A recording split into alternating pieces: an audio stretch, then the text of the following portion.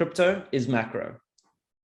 So 100%. And it's this perfect free market where, I mean, it is sort of now being hampered by regulations. And I say hampered, not just meaning that in a negative way, but it has been sort of this massive evolution of like this free market that's evolved over time. It's exciting. It's super exciting.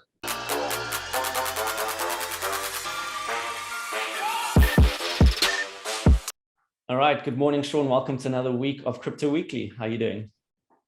Morning, Bobby. Good. How are you doing?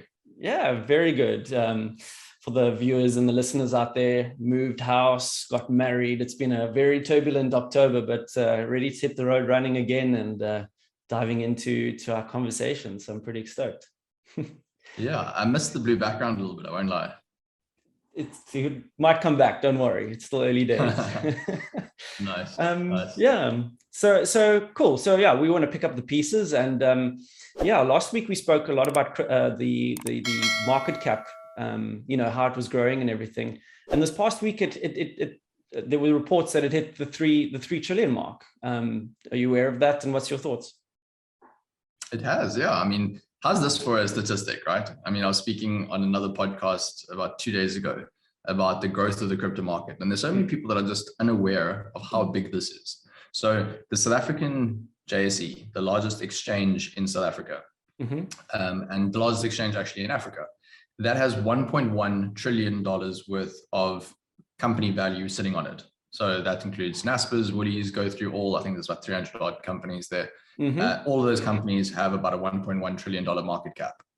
The crypto market is $3 trillion. Yeah. $3 trillion, right? Yeah. That is 3 times the size essentially of the JSE's market cap.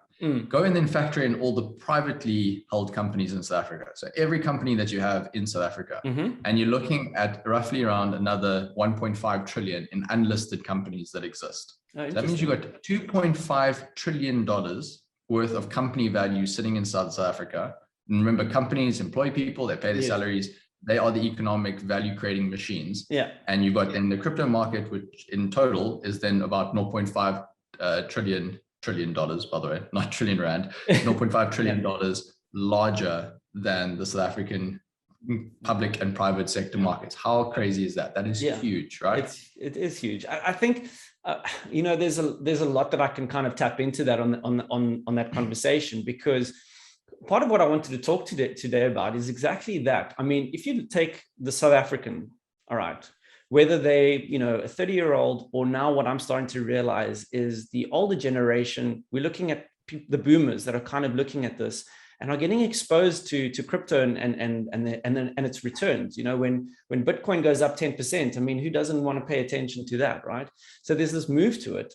And it's interesting, as a South African investor, again, regardless of your age, the JSE is losing listings on a quarterly basis. There are people unlisting from the JSE, right? So seems like an attractive place. And then on the other side, you've got this whole crypto Web 3.0 that I want to get into as well. That's kind of booming, and people are starting to pay attention. So that $3 trillion I don't know where it's going to go, but I actually wanted to touch on that. Like, as a South African investor, I'm seeing all walks of life, from young to old, starting to pay attention and want to learn more. I mean, have you seen a trend at Revix, something that talks to what I've just said?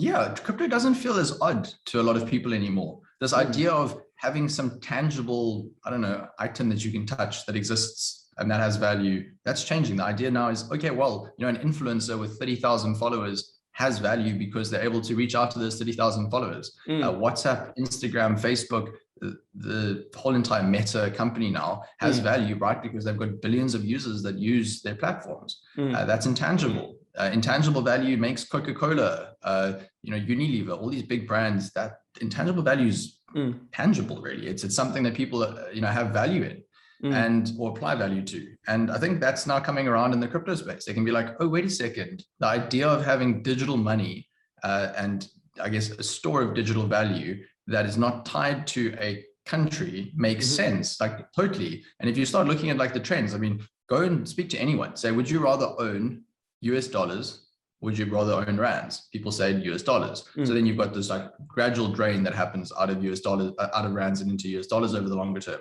And then you start speaking to a load of different investors and you say, well, would you rather own over the long term the likes of Bitcoin, Ethereum, or one of the different cryptocurrencies, or US dollars? They're more often saying that they would rather own cryptocurrencies. And it's like that gradual shift over time to be like, well, I'd rather own a stable coin that is tied to the US dollar than an actual US dollar. Why? Because I can, transact over weekends. I'm not restricted by the banking system. Like, wow, okay, that's powerful. So the crypto space just gaining market share. And I don't think it's going to stop anytime soon. Yeah, well, we touched on, I briefly said, yes, I've mentioned the whole ETF that came out in the US. And now talking to that older crowd that are kind of saying, okay, cool, I'm so used to my shares and my bonds and all of these kind of things. Now, you come and they ask, they only understand Bitcoin. They're not really kind of understanding the whole crypto space. I mean, what do we say? What would your first advice be to someone to say, okay, listen, there's more than just Bitcoin out there? Look, the space is evolving at such a rapid speed, it's crazy. Remember, cryptocurrencies really are protocols. So they are technology and you can upgrade technology. Bitcoin is a slow mover in the space. But Bitcoin's got some really interesting developments taking place. You've got the Lightning Network, you've got Liquid. Both of those are sort of side chain projects or layer 2 solutions. That's transforming Bitcoin into a bit of an Ethereum competitor in a weird way, right? I mean, you can actually run decentralized apps on some of those layer 2 solutions. We actually looking at doing a security token offering next year on the Liquid network. That's the Bitcoin Liquid network. That's something that ordinarily would have been sort of poised to go on Ethereum with an ERC20 token, which is absolutely fascinating, right? So all of a sudden you start seeing like the traditional payment-oriented cryptocurrencies, likes of Bitcoin, building out features, and this is now the development community building out those features that then compete with Ethereum, who itself is looking to upgrade. And then you've got Solana, Polkadot, all these different players competing with one another, Chainlink connecting data between these different blockchains, and there's Oracle providers. It's fascinating. This entire ecosystem is emerging so quickly. And I think, for somebody to enter the space and just to look at Bitcoin, it's sort of like coming to the internet and saying, oh, wow, this like Gmail thing is really cool. It's the biggest thing on the internet at that point in time. Don't get me wrong. But God, have you seen like Google Maps? Have you seen Uber? Have you seen like everything else that takes place? Yeah, exactly. But let's take that a step back, because that's totally the kind of conversation I wanted to have today. We talk about Web 1.0, Web 2.0, Web 3.0. How would you describe what Web 3.0 is? If somebody still doesn't really understand Web 2.0, like how would you do that? Because you also spoke about layers, but I'd like to just kind of take it back to what was Web 1.0 and where we are now moving into Web 3.0. Yeah, sure. So Web 1.0, the initial days of the internet, you were able to, at best, maybe share an image and some information over the internet. And that really was what the internet was all about. Then came Web 2.0. Web 2.0 was the most transforming thing society's ever seen. Uber, Airbnb, Pinterest, Instagram, WhatsApp, all these applications emerged and were able to utilize the internet to share data, video, have live calls with people. It just went crazy, right? There's so many different things. Still growing. But all of Web 2.0, yeah, exactly. It's still growing. I mean, this Web 2.0 is huge, right? Then you've got Web 3.0 that's emerging, which is taking what Web 2.0 has done really well and adding on a decentralized element to it. So Web 3.0 is saying, okay, you currently go to the likes of Microsoft or Salesforce or Amazon to store information or to store data, whatever that may be. You could say, well, Bobby, you can store a little bit of information on your hard drive on your PC, and that can be encrypted and protected just in the same way as the data center is. And along with another million people across the world, they could be storing different data. And then all of a sudden, when I need to access my file, instead of me going to the Amazon Web Service to be able to access that, I can go along to your different PCs and get that information off there. And I can remunerate you instead of remunerating these big organizations. And going to, you could even look at decentralized sort of Ubers and Airbnbs, and it just starts going further and further, where all of a sudden it isn't relying on any single intermediary, it's relying on the network itself and the different participants that are within that network. So you're starting to look at a lot more of an immersive experience in Web 3.0. So that's not what I've spoken about, is sort of the architecture that's changing in Web 3.0. Then there's the change when it comes to the immersion within the different ways that you interact with apps.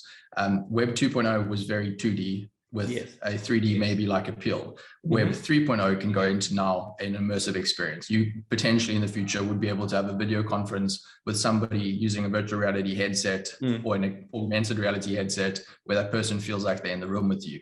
That's where we're going, right? And I say this now, fast forward 5 or 10 years time, it's almost inevitable that we'll be having exactly these sorts of things. Yeah.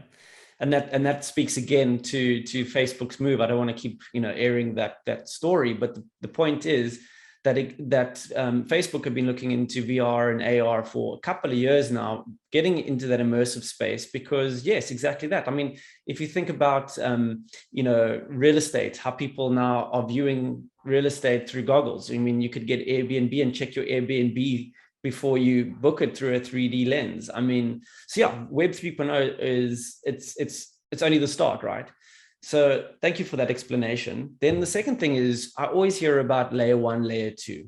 Now I've got probably a decent understanding, but you just want to explain, when we talk about Bitcoin being layer 1, what is layer 2? Because everyone says this is a layer 2 solution. What do they mean by that? Yeah, okay, great question. I think this is something that people have to better understand, because this will become a bigger thing. You even got layer 3 solutions now. Exactly. So if you think about the way banking currently works in South Africa, you'll have all these transactions that take place during a day, millions, hundreds of millions of transactions that take place. And then at the end of the day, the banks go, okay, right, let's reconcile this. We owe you this much, you owe us this much, bang, it's done. And there's essentially one transaction that takes place then to settle the outstanding balance to one party. Now, that is exactly how layer 2 solutions work. You've essentially got a side chain, as they call it. So if somebody says side chain, they really do mean, there's multiple reasons that somebody could have a side chain, but it generally would mean sort of a layer 2 solution that would be launched. And that would be then a blockchain that would be more efficient, where there would be sort of a cross, when I say efficient, faster, there would be settlement occurring on the side chain, on this layer 2 solution, where you could have hundreds of thousands or millions of transactions that happen every single second. And that could happen between multiple parties. And then there would be sort of 2 nodes or 2 validators or 2, whatever you want to refer to these parties as, that would then settle on the blockchain. So remember, dealing with the Bitcoin blockchain, the Ethereum blockchain, the Polkadot blockchain, Cardano, etc., there's congestion, right? I mean, if you go and you have 1 million transactions that occur on this blockchain, somebody's got to validate that those transactions are legitimate, right? That somebody's not looking at sort of taking money from one party and then immediately spending it with another party and messing everything up. So that validation and the sequential sort of addition of transactions into each block to create the blockchain is a slow process, and scaling blockchains is not an easy thing to do. So these layer 2 solutions essentially look to do exactly that. They say, listen, let's take all this transactional activity off the primary blockchain. Let's put it onto one of these side chains or these layer 2 solutions. Let's have all this activity occur, just like the banking payments. And then, okay, great. Well, the banks are then the ones that settle that payment, and these 2 validators or whatever they're going to be on the side chain, they're going to settle the transaction then on the actual blockchain. So all the hundreds of millions or whatever transactions that have occurred on the side chain, there's 1 or 2 transactions that then get settled on the primary blockchain. Yeah. And the technology is the same, regardless if it's a side chain or on the main chain. It is generally different. So there's essentially a bridge often between the primary blockchain and then the secondary chain. That secondary chain would then need to have its own sort of technology. I mean, it can use the same sort of blockchain architecture as the primary chain, but I mean, if you look at the likes of Liquid or you look at Lightning, they operate very differently to the traditional Bitcoin network. So able to transact with millions of transactions a second rather than just a few. I actually stand to be correct. I don't think it's millions. I think it's hundreds of thousands. But still, that's the point really behind them. Yeah, it's interesting. Coming to the end, but of late, I've heard so much about how the Lightning Network is really starting to boom and a lot more adoption, and there's a lot more activity happening on the Lightning Network. So maybe we can touch on that in the next week. Definitely. I mean, it's crazy. You literally have development teams wanting to build the entire ecosystem of what Ethereum is built as a sidechain to Bitcoin's main blockchain. And then you start coming to this other debate of going, oh, wow, maybe all these other blockchains completely fall away and you do just end up having one super blockchain, like one WeChat-like blockchain that is then either Bitcoin or Ethereum, and all the other chains that exist around it. It's fascinating. Yeah. Hence why. Yeah, there was something I actually wanted to bring up that I forgot. It's just about how people are misunderstanding how macroeconomics is becoming, or how crypto and blockchain is actually becoming the now macroeconomics. it's, you know, it's like another layer. We talk about the price of gold or the price of oil, and, you know, what's happening in Saudi Arabia is affecting the economy and whatever. But now it's like this layer of the crypto world that is actually sitting on top of this all. And it's actually, crypto is macro. So 100%. And it's this perfect free market where, I mean, it is sort of now being hampered by regulations. And I say hampered, not just meaning that in a negative way, but it has been sort of this massive evolution of like this free market that's evolved over time. It's exciting. It's super exciting. Yeah, very good. I don't know if you heard that beep, but that was me trying to time today's episode and we ran out of time. Damn it. Okay. But always great. I mean, I think we could talk for hours on these subjects, but that's why we meet weekly. So Sean, thanks again for this week, and I look forward to seeing you next week. Yeah, thanks, Bobby. Brilliant. Have a good week. You too. Cheers. Bye.